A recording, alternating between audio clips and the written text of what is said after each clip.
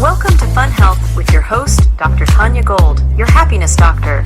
Dr. Gold is a medical doctor who specializes in natural medicine and has been in practice for over 23 years.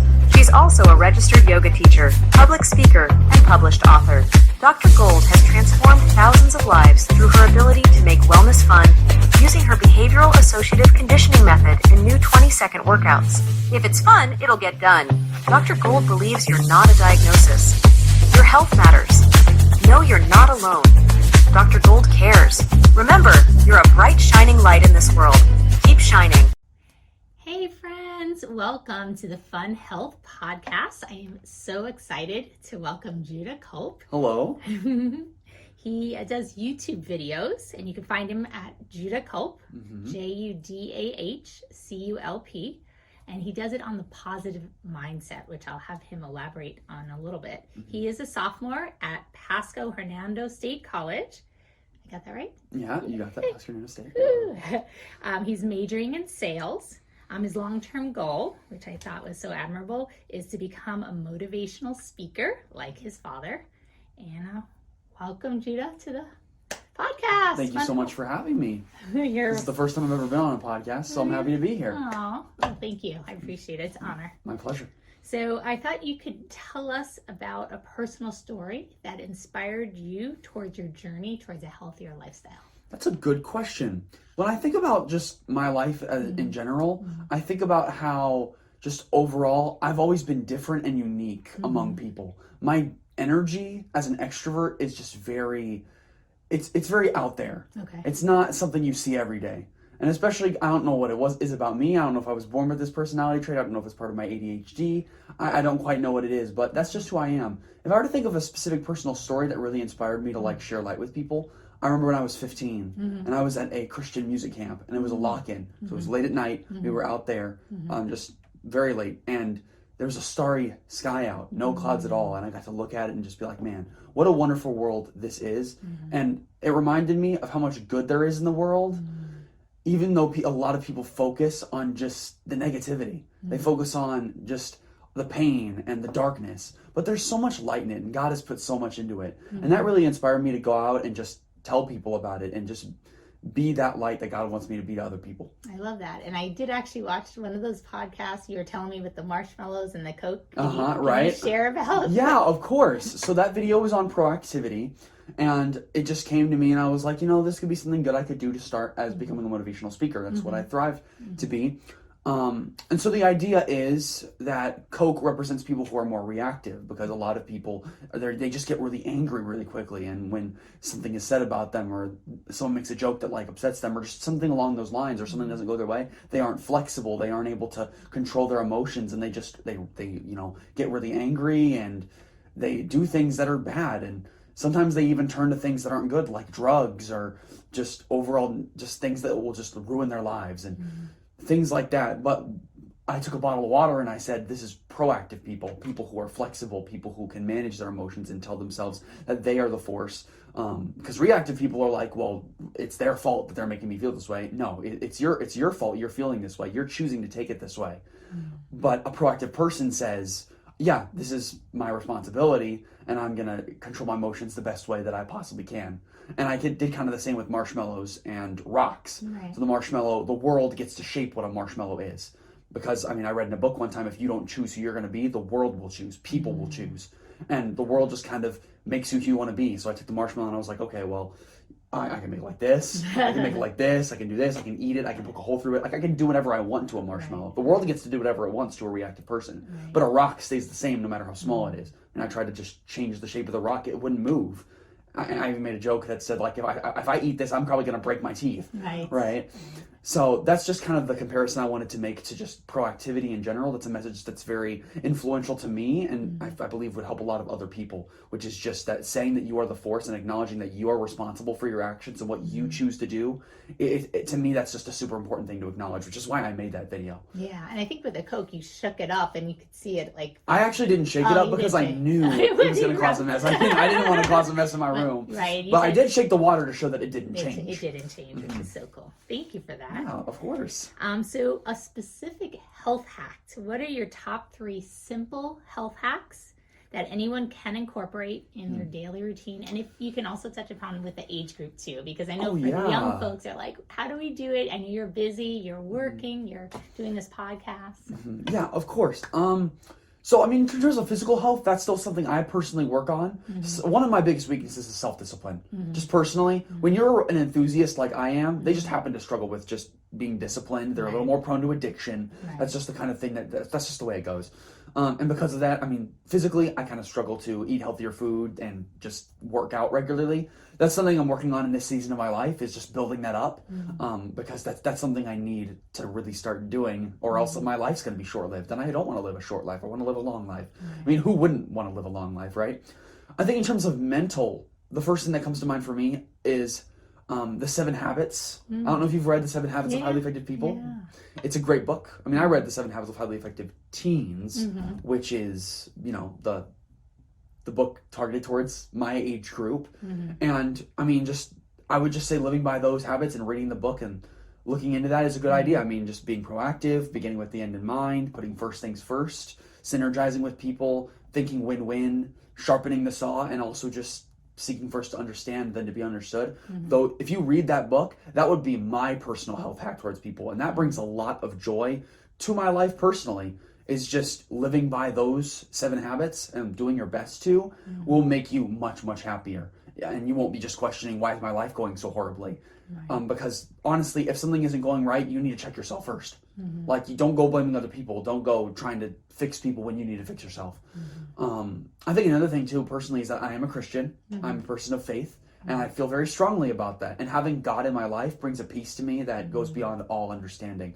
And I don't know how any of you feel about Christianity, but personally to me, it's a very important thing to me. And I believe that a life with Jesus in it is a very peaceful and happy one. Yeah, and I think honestly, just knowing source or creator, people use different words. Obviously, if there are different religions, they'll have different kind of deities or different people in their life that they follow. But whatever, having something that grounds you, you know, that I think that's the important part. And of course, I definitely respect what you feel and everything like that, and I understand. I have another third thing, because you said 3, right? So it was the 7 habits and it was a life of faith. I think the third one is just making time to rest. And that's really important, because it can be hard for a lot of people who are especially very busy, because like they feel like, oh, I have to go to this job, and then I have to hang out with this person, and then I have to do this, and then I have to do this college assignment. I don't have time to rest, Judah. What are you talking about? Judah, I literally have no space. Take a minute, even if it's just a minute, take a minute to just catch your breath and relax. Talk to someone, and just talk to someone you know will give you rest, and just relax. Find something to do that will make you happy. Because I feel like even during my busy schedule, I'm able to find time to play a video game or hang out with people that bring me energy, because I'm a huge extrovert. And so that's just something that just brings me a lot of joy and helps me to just be motivated to keep on going. Yeah. And so that would be my third thing personally. Yeah, and thank you, because I remember when I was in university, and honestly, I didn't rest like you. I would just, you know, you want to go out, you wanted this, that, study, and all other stuff that was involved. And especially when you're working on top of that, and you're doing your not podcasts yet, but you're doing your motivational speaking, working on that. It's definitely appreciative. Like all the stuff you said, very, very wise words. Thank you for that. Yeah, of course. I'm learning too. So, and it's good reminders too, because sometimes you hear this. I read The 7 Habits of Highly Successful People by Stephen Covey, but that was years ago. So I'm actually looking for that book again. So you just motivated me to try read it again. So I'll find it or get it on. Sometimes I do audiobooks, just a lot easier when I'm driving in the car. I read personally that book, The 7 Habits of Highly Effective Teens. I read that in high school, and I'm probably going to get that book again. I'm going to ask for it for Christmas just to read it through, because that's the book that really helped me, and just having that book again will just be a helpful reminder to me, just what I'm fighting for, what I'm trying to live my life as. Yeah, and that's actually how I based my book, The 7 Habits of Extremely Happy People. Yeah, I see the book. I saw that and I was like, oh, she definitely got that from somewhere. That's where I got it. Well, 7 Habits just resonated with me. We think of the lucky number 7, and I just wanted those habits that I put in the book were habits that helped me get through a difficult, when I was really in a dark place with my illness, a dark time in my mental status because of the illness, and just pain. I was really suffering mentally and physically. So thankfully I used laughter was one of the main things, but also the healthy techniques that we're sharing right now. Laughter's a big one. Yeah, I know. So how do you stay motivated to maintain a healthy lifestyle. And I know you're working through that. So again, we're all at different stages and different seasons of our life, because there's been times I've been on the ball and like doing what I'm supposed to, and then I get off track. Right. So, but how do you stay motivated to maintain a healthy lifestyle, especially during the challenging times? That is a good question. In terms of motivation, something I like to know is an end goal. I don't know if it's personally a goal I'm trying to set or if it's something I'm going through, but always having in the back of my mind that either, well, one, there's something I'm trying to accomplish, and or two, there's going to be a light at the end of the tunnel. Because I'm a person who believes that there's always going to be a light at the end of the tunnel. I've talked to people who disagree, and I've heard their thoughts about it, but I believe that always things will turn out for the best if you let God in. Sorry. No, it's okay. I can go back to the question again. No, not a problem. Yeah, I think just having a support group is really, really important, because as I said before, self-discipline is a struggle for me, and having someone in your corner that keeps you motivated, that keeps you going, that keeps you in check is really important, because they'll be on you like, come on, you got to do it, you made this goal, even when you're like, I don't wanna, and it's just, that's really important for me to have, because when I hit that I don't want a moment, I'm not doing it, because I just rather go and sit on my butt and play a video game, right? So it's really important to have someone in your corner that helps you, especially when accomplishing a goal, but also just remembering that even when in a time of pain, when it comes to like a mental struggle or like a mental challenge you're getting through, whether it be a quarrel with somebody or just or a stranger walks up to you and does something, or a bad experience comes your way, just remembering that it'll be over. It's going to be over if you keep fighting. That's something that always keeps me motivated. Thank you. And that's powerful. Yeah. Very, very powerful. And I know your mom and your dad are definitely in your corner and just motivate you so much. Even you want to be like your dad. So that's just amazing to follow in his footsteps. Was he pushing you that way, or you? Yeah, he was. Mom was. All of them were just always motivating me to keep on going. And I mean, it wasn't just my parents either. I also have so many friends right now, especially like in my Christian group, that are really, really inspiring and encouraging me. If you're watching, you know who you are. And they have just been so helpful to me. They have opened new doors to my faith, and they have they've given me so much motivation to keep on going, and they've helped me through so much. So I have to give them that as well. Yeah. And the other thing I want to just mention, because sometimes people do feel alone, it's so important to know that you're not, that the support is out there, and sometimes you just have to reach out and speak up. Of course. Or find the help or the group or the counseling, whatever you need to uplift yourself. And I think that support and friendship, like true friendships, people who really care about you matter. So that's really important. Usually during our podcast, we get up if possible, because I know we sit so long, and what they say is sitting's the new smoking, which I don't want to have, where people you can shave lives off, years off your life just by sitting so long. So let's stand up if you can. I mean, I'm probably not going to fit on the camera. I'm 6'2". Yeah, I know. You're probably off the camera, and that's totally fine. We are just going to shake the body. So for those who can't see us, we can, just shake. We can crouch a little bit so people can see us. So, and just kind of like this. Make silly faces if you want. If you're driving, of course, just roll the shoulders back. You take some nice, slow, deep breaths. Love to roll the shoulders. Only backwards, though. It feels weird when you do it forwards. No, don't do it forward. Just back, And just rotate those wrists if possible. Again, if you're driving, just moving your eyes gently. Again, if you're not driving, just gently. Up and down. If you're driving, just breathe. Nice, slow, deep breaths with a smile. There we go. Good. And then if you can do this, we're just going to gently lift up those arms overhead and just reach all the way over to your left. Man, what a stretch. I know, it's a good stretch. It's a side stretch. And then all the way over to the right. Just reach. Nice stretch. And this is great for posture, just gently leaning back. Relax the neck, relax the shoulders down, away from the ears, soften those fingers. There we go. And again, breathe, soften the eyes, relax your jaw, lower the tongue from the roof of the mouth. And again, nice big smile here. Again, bringing in good energy for you. Good, and slowly release. And this is what my sister does with her kids. She's like, get the wiggles out. So if you ever have like tense energy and you're like, I don't know what I need to do. I have so much on my plate. I don't know what to do. Just shake. Shaking is actually really good to recalibrate the nervous system. It helps you release tension and just kind of, it's a little jarring in a good way. It just kind of resets the body. So we just wiggle, whatever needs to get wiggles, whether those arms, legs, the shoulders, whatever feels good, the hips. and then breathe. And then if you need to sit, go ahead. If you're sitting already or driving, just let's come back. All right, there we How do you go. feel? Fine. I mean, not too much different than I was before, but it was nice to have. Very, very, very fun. Yeah. So I sing in a barbershop chorus. Oh, yeah. Those of you who don't know what barbershop is, it's a kind of music, and I'm part of a chorus that sings the kind of music. And at the beginning of every rehearsal, we have physical warm-ups. Okay. So each of us just get up and stretch and get moving, just kind of like what you were doing just now. Can we hear a song? A song? Well, it's a chorus. Oh, it's a chorus. It's a chorus. So, I mean, I sing a part called baritone, and baritone singing by himself actually sounds pretty ugly. Oh. And so I think I'd like to spare you and your viewers' ears. All right, so maybe we another can time. include a link later. Yeah, That would of be course, so great. of course. And I think you have a show coming up, right? Show? Yes, I do have a show coming up. Yeah, tell us about it. Yeah, so it's called I think it's called Night at the Theater, is Okay. what it's called. So we're doing a lot of Broadway songs. So you'll hear Music of the Night from Phantom of the Opera. We're doing Circle of Life from The Lion King. Light a Rose / Will I Ever Tell You from The Music Man. And a lot of other songs like that. So, I mean, it's on October 5th. And I think there are plenty of tickets still available if you want to come. Any of you guys want to come. So it'll be great. We could include a link. So if you are local in this area, in Tampa, if you're not, no worries. We'll still include some links. And if you can always share that later on how they can hear it. If anything's good. Or if anything, I could send them a set for our international competition this summer where we placed second in the world. Ooh, that would be lovely. And I would like to receive that too. Awesome, perfect. I will get that to you. Yay. Okay. Perfect. Well, I was also thinking, we were talking about future trends in personal health and wellness. Where do you think they're heading right now?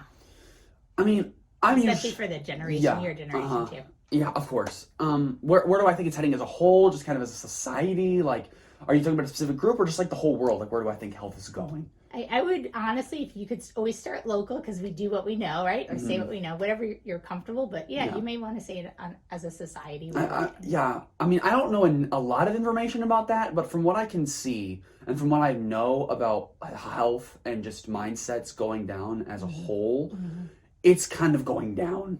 Like, when I just think about where lives are headed right now, more people are choosing to do addictive substances. More people are eating bad food, getting overweight, and dying early. And I feel like, like I said a lot of people are turning to darkness and having these horrible mindsets and blaming on other people and just giving into these terrible, terrible things.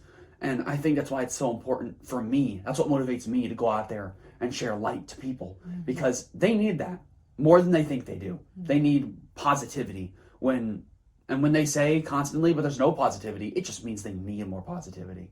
They just don't know it.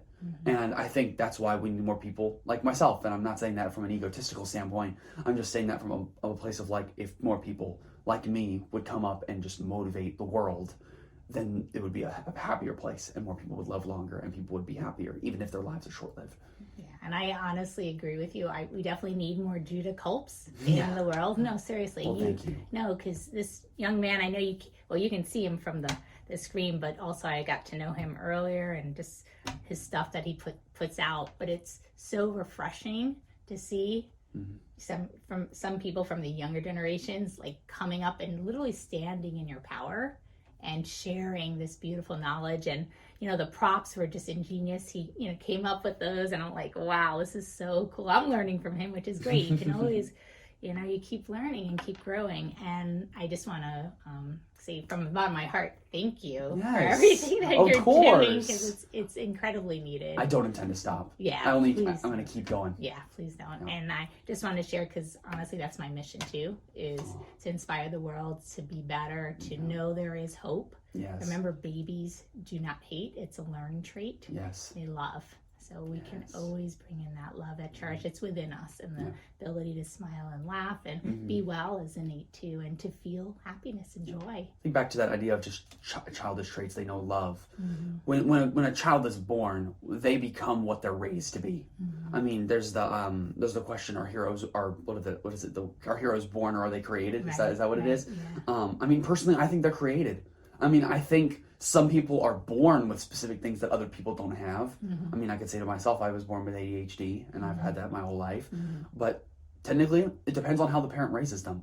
And because my dad raised me in motivation and light and joy and to be the best version of myself that I can be, this is the person I've become. If I was raised under, I don't know, let's say like someone terrible, like, I don't know, Adolf Hitler. If Hitler raised me, I'd be a totally different person, right?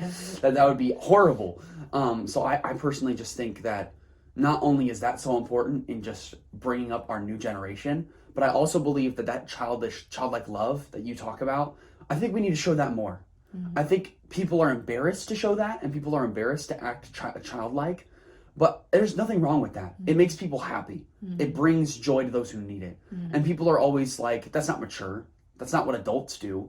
It can be. Right. So that's all. I just wanted to say that. No, and I think you asked me about laughter yoga. So if you're comfortable, would you like to just do some simple exercise for laughter yoga? So it's laughing intentionally. I'll share again. It's in my book too. Laughing intentionally. Yeah, so it's laughing to feel better. So we know the emotion can create the emotion. And the physiology, the movement can create the psychological or positive mindset. So physiology can affect the psychology. Yeah. And as we blend into joy, happiness, focusing on it, thinking of things that already bring us joy. So you can use intentional triggers. So if you know pictures of your kids doing silly things, or your friends being silly, or you're watching cat videos or baby videos, you know, whatever brings you, like, I watch my cat, oh my God, I just laugh when he's doing all these silly things. I have some YouTube channels myself that make me very, very happy and make me laugh all the time. Right. So just intentionally watching them, and then kind of limiting the stuff of the dark side. It doesn't mean we can't be informed,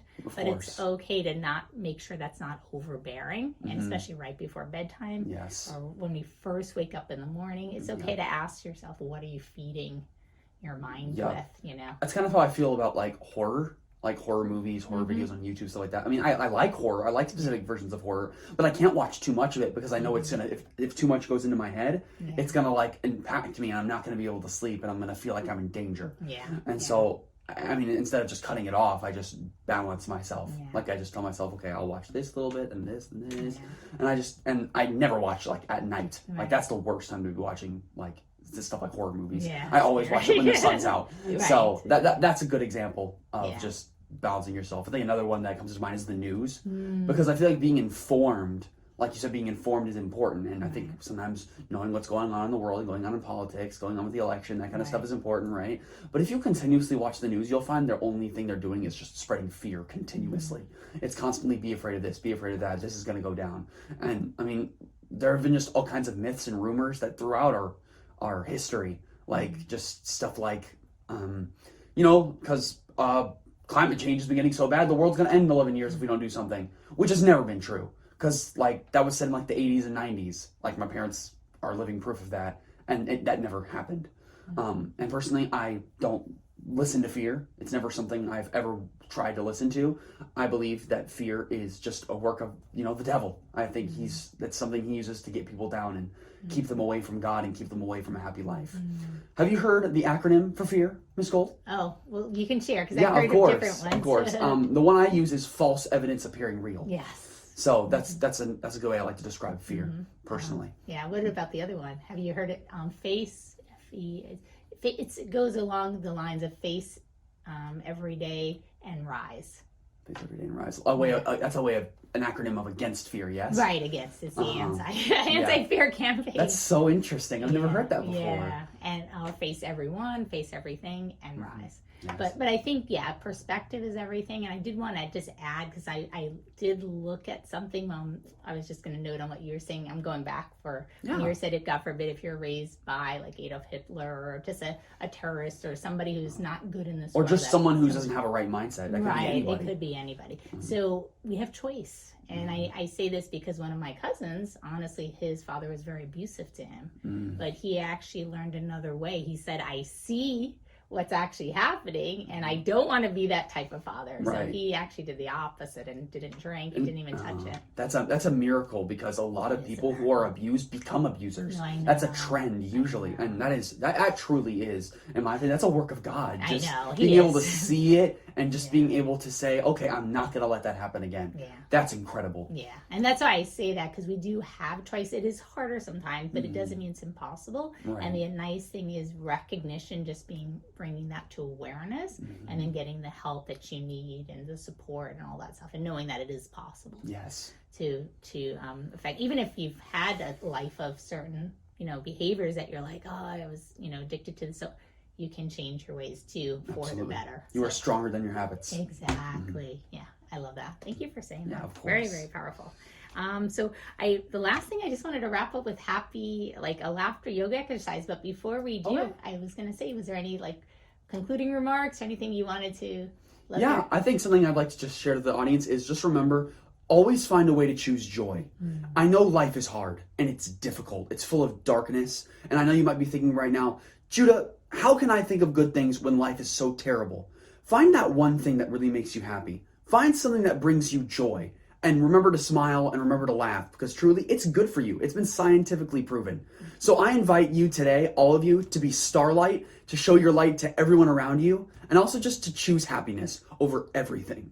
That's what I wanted to say as final words. Yeah, well, high 10 on that. That was just awesome. And thank you so much. Yeah, absolutely. And yes, scientifically proven, when you bring in that positive outlook, it actually opens up doors too. Yes, and it's okay to ask, who do you want to spend time with? Someone who brings you down all the time, or is grumpy, or just mad at the world, or someone who enlightens you or uplifts you. And the nice part, honestly, it's not a Pollyanna effect. I'm not saying, everything, God forbid something really sad happens. Have emotions, but know that they're temporary and they can move through you. And then the other part is you can start to, whatever you focus on does expand. So can you focus on something that can uplift you and find ways to bring more joy? If your cup is overfilling with stress, can you pour out some of that stress and bring in room for that happiness? So the way to get rid of some of that stress too is creating a balance that laughter yoga helps. It actually, if the cup is overpouring with stress, we let some of that go. Or if you feel like your cup is empty, we're going to refill it back with the good stuff. You have to pour in the good stuff for you to feel whole and balanced. So precisely, we're going to do an exercise that I think you might enjoy. All right, perfect. Okay. So the simple with laughter yoga, again, it's intention. And then that brings, so the movement creates the happiness. Okay. So when we start, the kind of the tenet of it is just saying, very good, yay! And what we're doing is pressure points in the hands, so we're clapping. Okay. And if you think of babies, they clap, right? Okay. When they learn to clap, I should say.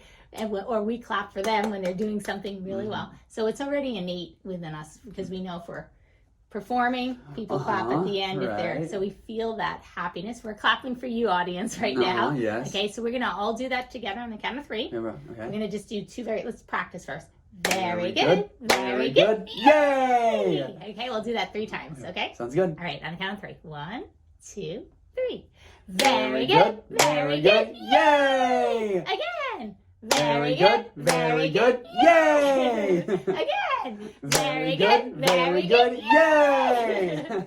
And honestly, my nieces, they keep saying, again, and we never end. I'm like, how many more agains are you gonna do? And then this is the other part. We're gonna just make some silly faces, and we'll make some noises. You're a singer, so your baritone may come, which is good, okay?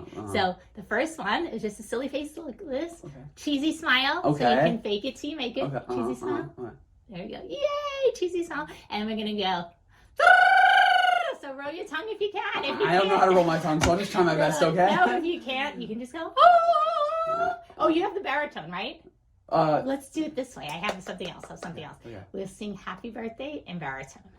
You don't do baritone? I sing bass personally for bass. that song. Okay. So I don't sing, obviously, but you could we'll sing happy birthday in a voice that you normally don't sing, or if you want to sing it, whatever you feel like, okay? But I sing it like I have rocks in my mouth.